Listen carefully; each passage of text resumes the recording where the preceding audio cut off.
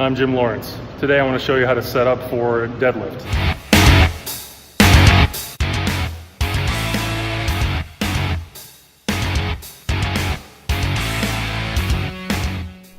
The deadlift is one of the best compound lifts that there is. It's a great strength builder. It builds throughout your posterior chain, running from your hamstrings all the way up your back.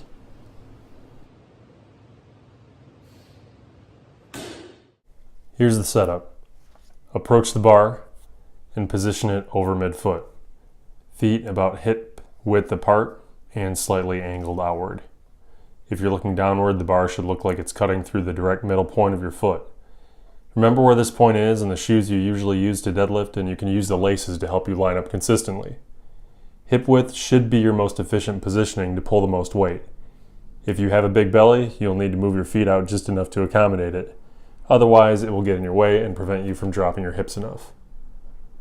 Once you have your positioning correct, bend down to grip the bar just outside of your legs. Arms maintaining a vertical line from your hands to where they attach at your shoulders.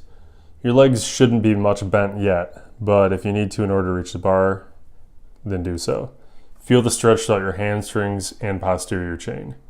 You should grip the bar as tightly as possible, positioning the bar close to your fingers to prevent most of the skin pinching. If you try to grip it higher up into your palm, there's much more palm skin for the weight to pull down against, and that will be uncomfortable. Position the bar closer to your fingers, not up into your palm. Callousing on your hands is inevitable, but that's just your skin developing protection for itself through thickening. You'll come to appreciate it. Once you have correct foot positioning and your grip, you should be far enough away from the bar that when you start bending to get into position, your shins will contact the bar. You want your shins to be in contact with the bar before initiating your deadlift. The bar will be traveling in a straight line vertically, as you can see here, and the bar will drag up the length of your shin to your quads. Load your hamstrings and feel the stretch through your posterior chain. Put yourself down in position, pulling up slightly in order to take the slack out of the bar. Drop your hips and bend your knees at the same time while pulling yourself down to contact the bar. It's not going to be the same as squat depth. Your arms should be flush with your knees when you're in the proper position. Maintain a neutral spine. There should be a roughly straight line from the top of your neck to your tailbone. If you set up properly to this point, your spine should already be neutral. Don't look up. It may help to keep your eyes fixed on a point several feet in front of you on the floor. Don't round and don't overarch your back. Before initiating the lift, make sure to get tight, fill your belly with a deep breath and hold it, then pull the bar up to the standing position. Again, the bar path should be close to your body, in contact with your shins and thighs. Bar path is vertical both on the way up and on the way back down. It helps some lifters to imagine it like a vertical leg press rather than a pull. Imagine your feet driving the earth away from you through your heels. Leg drive is especially important at the start of the lift. Your quads will help to create enough force to break the weight off the floor from a dead stop. While you're driving with your legs, push your knees out slightly in order to accommodate for the more efficient vertical bar path, hence why you're going to slightly angle your feet when setting up for the lift. Your knees will travel toward your toes, but with less knee bend compared to the squat. Don't bounce the bar between reps, get tight again. Breathe deeply to fill your belly and hold it through the rep. Continue for as many reps as you have programmed. Deadlift form will slightly vary depending on your build. Torso length, arm length, femur and tibia length, hip flexibility, and more will influence your form. For someone of average build, the back and spine angle will be at roughly 45 degrees. Shorter legs with a longer torso will result in a more upright position, while longer legs with a shorter torso will result in a more horizontal back position. Do what you have to do. I have an average build at 6 foot 1 inch with normal arm and leg proportions. Don't copy exactly what you see in this form video because everyone's form will vary slightly. If you follow your cues, you should be fine. If you're using a bar with poor knurling or have sweaty hands, then use some chalk. Another option would be to take a mixed grip with one palm facing you the other way. This will allow you to work with heavier weight compared to your overhand grip. Just remember to keep those arms vertically aligned and straight through the entire lift.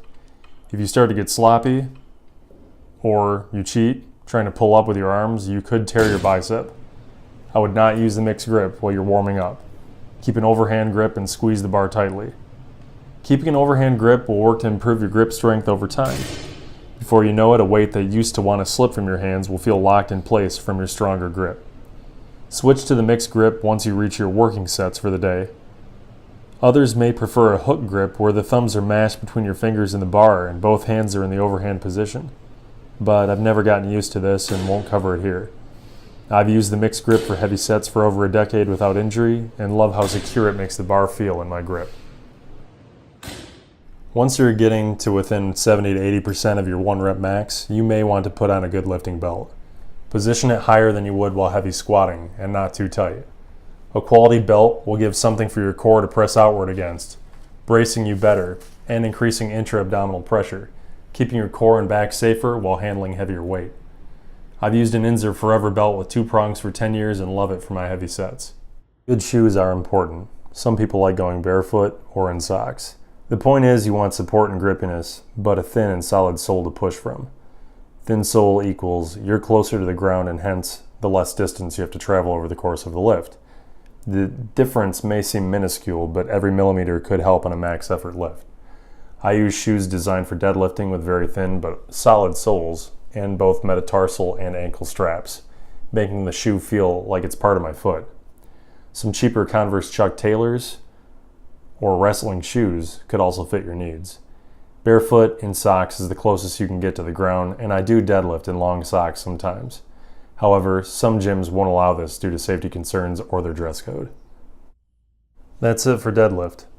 What appears to an outsider to be a fairly straightforward lift is actually quite complicated when you break it down into the various cues in order to pull more efficiently. If you follow these cues and focus on good form over weight, you will stay safe and get stronger. Remember, you approach the bar, you position your feet at hip width. You grip the bar just outside of your legs. Get tight. You take a deep breath to your belly, hold it, drop your hips, and initiate your leg drive until you're standing with the weight successfully pulled from the floor in a standing position. At the top of the lift, squeeze your glutes to bring your hips forward. Thanks for watching. Best of luck to you and have fun with your deadlift.